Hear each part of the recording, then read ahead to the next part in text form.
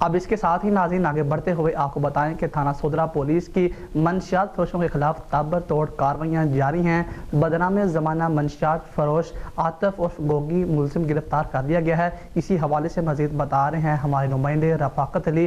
جی رفاقت بتائیے گا۔ ہاں جی بالکل، سٹی پولیس افیسر عمر سلامت کی ہدایات کے مطابق جرائم پیشہ عناصر کے خلاف بلا تفریق تابر توڑ کارروائیاں جاری۔ منشیات فروشی کا مکروہ دھندا کرنے والا بدنام زمانہ منشیات فروش عاطف عرف گوگی تھانہ سودرا پولیس کے شکنجے میں آ گیا۔ ایس ایچ او تھانہ سودرا عرفان منور بنڈر اور ان کی ٹیم نے منشیات فروشوں کے خلاف کریک ڈاؤن کرتے ہوئے بدنام زمانہ منشیات فروش عاطف عرف گوگی کو گرفتار کر کے ملزم سے 220 گرام چرس برآمد کر کے مقدمہ زیر دفعہ 9C درج کر کے حوالات جوڈیشل بھجوا دیا۔ اے ایس پی سرکل وزیر آباد اختر نواز اور ایس ایچ او عرفان منور بنڈر نے میڈیا سے گفتگو کرتے ہوئے کہا کہ منشیات فروش کسی رعایت کے مستحق نہیں۔ جرائم پیشہ عناصر کے خلاف بلا تفریق کارروائیاں جاری رہیں گی۔ منشیات فروشی لعنت اور معاشرتی روگ ہے۔